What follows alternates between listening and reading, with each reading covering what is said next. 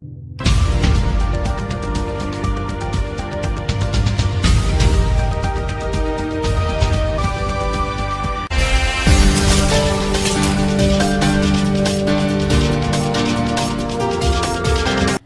स्वागत है आपका VV6 न्यूज में। मैं हूं आपकी होस्ट साक्षी वर्मा। आइए देखते हैं हमारी खास पेशकश।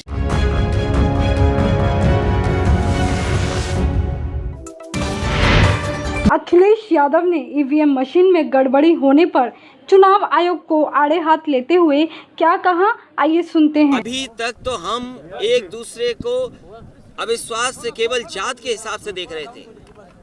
बीजेपी के लोगों ने ऐसा जहर घोला समाज में कि हर जाति एक दूसरी जाति पे अविश्वास की दृष्टि से देख रही है। धर्मों में अविश्वास पैदा कर दिया, भाईचारा को खत्म कर दिया और अब तो लोकतंत्र को खत्म करने का काम चल रहा है। हम समाजवादियों ने पहले भी कहा और आज भी कहता हूं, आखिरकार हम आपसे सवाल पूछना चाहते हैं। दुनिया में सबसे ज्यादा टेक्नोलॉजी में सुपीरियर कोई देश है तो जापान है। जापान दुनिया में सबसे ज्यादा टेक्नोलॉजी में, साइंस में, हर क्षेत्र में आगे है। आखिरकार जापान जैसा देश ये ईवीएम मशीनों को क्यों इस्तेमाल नहीं कर रहा है, ये सबसे बड़ा सवाल है। जो टेक्नोलॉजी में आगे है, जो हर चीजों में आगे है, आखिरकार वो अपने लोगों को मतदान करने के लिए आखिरकार ईवीएम का इस्तेमाल क्यों नहीं करता है, ये सबसे बड़ा सवाल है। और मैं समझता हूँ 130 करोड़ लोगों के बीच में ये सवाल जाना चाहिए कि आखिरकार वो देश जब इस्तेमाल नहीं कर रहा है ईवीएम पर, भरोसा नहीं है उसे ईवीएम पर, तो हम अपने लोकतंत्र का भरोसा ईवीएम पे कैसे कर लें?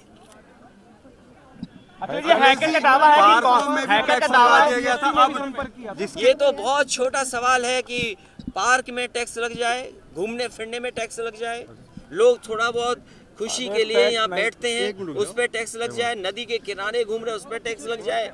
ये तो बहुत छोटा सवाल है लोकतंत्र के सामने।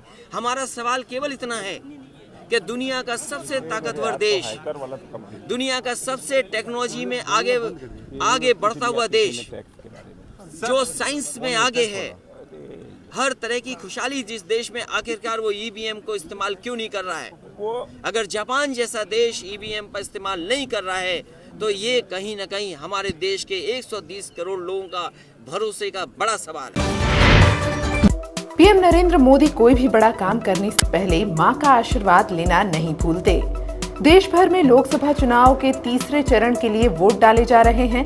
गुजरात की सभी 26 सीटों पर वोटिंग हो रही है। पीएम मोदी ने भी अपने गृह राज्य गुजरात में वोट डाला, लेकिन वोट डालने से पहले पीएम मोदी ने अपनी मां से आशीर्वाद लिया। इसके लिए वो अपने घर पहुंचे। मां ने भी अपने बेटे के माथे पर तिलक लगाकर उनका स्वागत किया और मुंह भी मीठा कराया। पीएम मोदी की मां ने उन्हें तोहफा भी दिया। हीराबेन ने बेटे को नारियल, 500 रुपए और मिश्री भी दिया। इसके अलावा मां हीराबेन ने पीएम मोदी को पावागढ़ माता की लाल चुनरी भी भेंट की। मां से मुलाकात कर बाहर आए पीएम मोदी ने आम लोगों से भी बात की और तस्वीरें खिंचवाई। बता दें कि 2014 के चुनाव में भी वो वोट डालने से पहले अपनी मां से आशीर्वाद लेने पहुंचे थे। पीएम मोदी और बीजेपी चीफ अमित शाह के गृह राज्य से पार्टी को इस बार भी जोरदार समर्थन मिलने की उम्मीद है। रामपुर से बीजेपी प्रत्याशी जया प्रदा ने आजम खान के बाद अब उनके बेटे अब्दुल्ला आजम खान के विवादित बयान पर प्रतिक्रिया दी है। दरअसल अब्दुल्ला खान ने बिना नाम लिए इशारों में ही जया प्रदा पर निशाना साधते हुए उन्हें अनारकली बता दिया है। आज का चुनाव आया और आपने इस बात को महसूस किया, क्या कोई बाउंड्री के नाम पर लड़ने वाला बाकी नहीं। आज कोई होली और दिवाली और ईद के नाम पर लड़ने वाला नहीं। तो आपके एक साहब ने अली और बजरंग बली का झगड़ा करा दिया। अली भी हमारे, बजरंग बली भी हमारे, अली भी हमारे, बजरंग बली भी हमारे। हमें अली भी चाहिए, बजरंग बली भी चाहिए, लेकिन अनारकली नहीं चाहिए। अली भी चाहिए, बजरंग बली भी चाहिए, लेकिन अनारकली हमें नहीं चाहिए। अब्दुल्ला के इस बयान पर जया प्रदा का कहना है कि अब्दुल्ला खान से उन्हें ऐसी उम्मीद नहीं थी, लेकिन जैसा बाप है वैसा बेटा निकला है। ये बहुत ही मतलब मुझे हंसना है या रोना है ये मुझे समझ में नहीं आ रहा है। जैसा बाप है वैसा बेटा निकला है। अब्दुल्ला से ये उम्मीद नहीं थी मुझे, क्योंकि वो मेरे सामने बड़ा हुआ है, बच्चा है। उनको जिस तरह का वो पढ़े लिखा इंसान है, पढ़े लिखा लड़का है, मैंने सोचा था कि आज़म से हटके इनके जो कल्चर बढ़ेगा, क्योंकि पढ़ा लिखा है। लेकिन मैं हमेशा मेरे बेटा जो है सम्राट से उनको मैं उनके नज़र से मैं अब्दुल्ला को भी देखती थी। लेकिन आज अब्दुल्ला मुझे अगर अली भी चाहिए, बजरंग बली चाहिए, अली भी चाहिए, बजरंग बली भी चाहिए और अनारकली नहीं चाहिए, तो आप किस नज़र से मुझे देख रहे हो?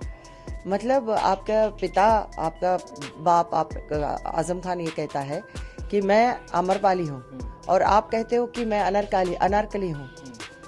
तो इस सोसाइटी में आप महिलाओं को उसी नज़र से देखते हैं। मतलब इसके हटके आपका नज़र कहीं नहीं जाएगा कि हम लोग को मतलब अमरपाली बोलेंगे तो हम नगरवधु हो गए। क्या कहना चाहते हैं आप लोग? मतलब इस सोसाइटी में आप लोग महिलाओं को उसके नीचे कभी आप लोग बात नहीं कर सकता है। इसके ऊपर से आप लोग कभी नहीं देख सकते हैं कि महिलाओं को सम्मान करना है, महिलाओं को उनके उत्थान की बात करेंगे, महिलाओं के एजुकेशन के लिए बात करेंगे। आपके घर में भी महिलाएं हैं ना, मैं नहीं कह रही हूँ ना कभी, या हम पूरी सम्मान करते हैं आपकी माँ को और पूरी सम्मान करते हैं आपकी भाभी को, लेकिन आपकी भाभी माँ भी महिलाएं हैं। उनको नज़र में उसी नज़र से आप अनारकली कहकर पुकारते हो।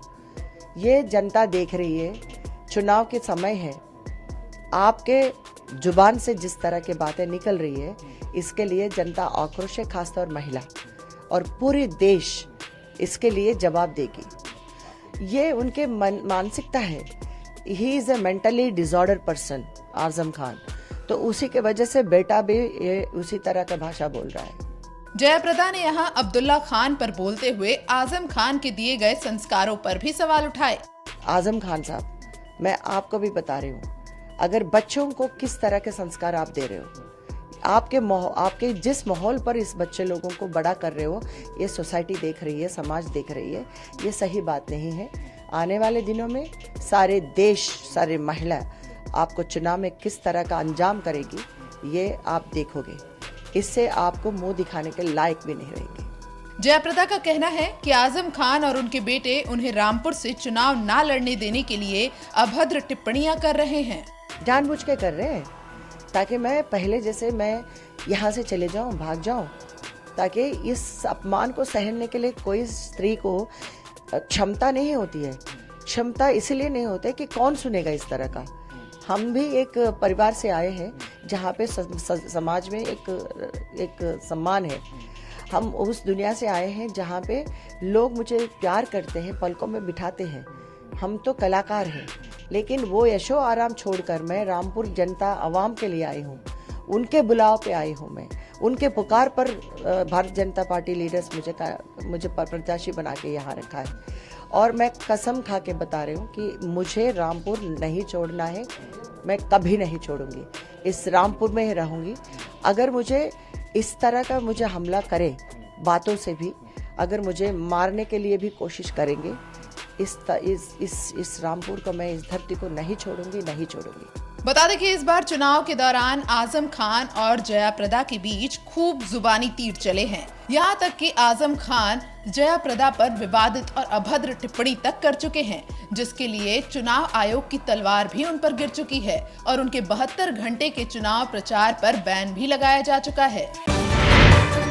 लोकसभा चुनाव 2019 के मद्देनजर दिल्ली में लंबे इंतजार के बाद भाजपा ने रविवार देर शाम 7 में से 4 लोकसभा सीटों पर अपने उम्मीदवारों के नाम की घोषणा कर दी है। भाजपा पार्टी की तरफ से उत्तर पूर्वी दिल्ली से मनोज तिवारी चुनावी समर में उतर रहे हैं। भाजपा दिल्ली के प्रदेश अध्यक्ष मनोज तिवारी का मुकाबला शीला दीक्षित से होगा। लगातार 15 सालों तक दिल्ली की मुख्यमंत्री रह चुकी शीला दीक्षित के लिए यह अब तक का सबसे कठिन मुकाबला माना जा रहा है। आइए जानते हैं मनोज तिवारी ने अपने रोड शो के दौरान क्या कुछ कहा। बहुत ही अच्छा क्षण है हमने 5 साल में जो काम कर दिया है और नॉर्थ ईस्ट दिल्ली को जो अब 5 साल में जो खुशियां मिली हैं, यहाँ पे 4,500 करोड़ का एलिवेटेड रोड हमने शुरू किया है। दिल्ली को ट्रैफिक जाम से, नॉर्थ ईस्ट दिल्ली को जो हमने मुक्ति दिलाई, ये शीला दीक्षित जी से सवाल पूछा जाएगा, क्योंकि उन्हीं के टाइम में इस क्षेत्र का ये दुर्दशा था, तो वो क्यों था, अब वो शीला जी जवाब देने के लिए आ गई हैं। ये जिन लोगों ने दिल्ली की दुर्दशा की है, वो संजोग से यही आ गए हैं और नॉर्थ ईस्ट दिल्ली की जनता उनको जवाब दी। आम आदमी पार्टी तो कहीं है ही नहीं, वो लड़ाई के बाहर है। हम अपने कार्य की बदौलत, नरेंद्र मोदी की पॉजिटिविटी के बदौलत और अपने क्षेत्र में किए गए पॉजिटिव काम के बदौलत हम जनता के दरबार में। वहीं हरियाणा सिंगर और डांसर सपना चौधरी ने समाचार एजेंसी ANI से कहा कि उन्होंने भाजपा ज्वाइन तो नहीं की, लेकिन वे मनोज तिवारी का चुनाव प्रचार करेंगी। उन्होंने इसकी वजह बताई कि वह मनोज तिवारी की दोस्त हैं। पार्टी ज्वाइन का कोई बात नहीं है, अभी हम आपको बाद में बताएंगे। लेकिन मैं ये जरूर बोल सकती हूँ कि मैं यहाँ मनोज तिवारी सर के लिए हूँ। मेरे बहुत अच्छे दोस्त हैं, शुरू से हम बहुत साथ रहे हैं, बहुत टाइम स्पेंड किया एक दूसरे के साथ और बहुत अच्छे से मैं जानती हूँ उन्हें। बहुत अच्छे इंसान हैं और एक इंसानियत के तौर पे मैं यहाँ खड़ी हूँ और बस वो जीतेंगे। एक चर्चा ये थी कि आप स्टार कैंपेनर हो चुकी हैं, मनोज जी का भी कैंपेन करेंगे, क्या कोई ऐसा प्लान है कि बीजेपी के बाकी उम्मीदवारों का भी? आगे बताएंगे, अभी नहीं पता है, कोई ऐसी चर्चा अभी तो कुछ भी। आज सिर्फ आप मनोज जी के लिए यहाँ पे आए हुए? सिर्फ भरोसा के। आपको बता दें कि भारतीय जनता पार्टी के बाद कांग्रेस पार्टी ने भी सोमवार को दिल्ली की 7 में से 6 लोकसभा सीटों के लिए अपने उम्मीदवारों की सूची जारी कर दी। इस सूची में सबसे बड़ा नाम शीला दीक्षित का है, जो उत्तर पूर्वी दिल्ली से चुनाव लड़ेंगी और इनका मुकाबला इस बार भाजपा दिल्ली के प्रदेश अध्यक्ष मनोज तिवारी से होगा। लगातार 15 सालों तक दिल्ली की मुख्यमंत्री रह चुकी शीला दीक्षित ने इस बारे में बात की। पार्टी ने मेरे पर जिम्मेदारी दी, इसको निभाने की पूरी कोशिश करूँगी। देखिए, राजनीति में कभी कोई स्टेबल चीज़ परिस्थिति नहीं रहती, बदलती रहती है और जो नए चैलेंजेस आते हैं उनका सामना करना पड़ता है। और ज़रा मुझे जाने दीजिएगा वहाँ पर, क्योंकि पहले भी मैं यहाँ से लड़ चुकी हूँ, तो ये नहीं है कि मैं इस जगह को जानती नहीं हूँ और यहाँ के लोगों से परिचित हूँ और वहाँ के लोग भी मेरे से परिचित हैं। तो उसको देखते हुए क्या मैं कर सकती हूँ, क्या उनकी आवश्यकता है, क्या चाहिए उन्हें, क्योंकि जो मेट्रो हमने शुरू करी थी वो इसी इलाके से करी थी। तो देखिए, काम तो करेंगे हम। हमेशा हमारी रेपुटेशन कांग्रेस की रही है कि काम करती है और काम लोगों के लिए, जो उनके हित के लिए होता है, वही काम करती है। अब लड़ाई ज़्यादा बड़ी किससे मानते हैं, भाजपा से या आम आदमी? देखिए, जो सामने खड़ा होता है उन दोनों से लड़ाई है। देखिए, हमने भी ट्राई किया था, लेकिन मेरे ख्याल में आम आदमी पार्टी ये नहीं समझ रही है कि ये उनके मांगने से नहीं होगा। ये पार्लियामेंट को फैसला करना पड़ेगा, कॉन्स्टिट्यूशन को, उस हिस्से को जो दिल्ली से ताल्लुक़ रखती है उसे बदलना पड़ेगा और वो पार्लियामेंट की जिम्मेदारी होती है। जब तक वो नहीं करेगी, आपके कुछ कहने से नहीं होगा। इस पेशकश में मेरे साथ सिर्फ इतना ही। देखते रहिए VV6 न्यूज़। नमस्कार।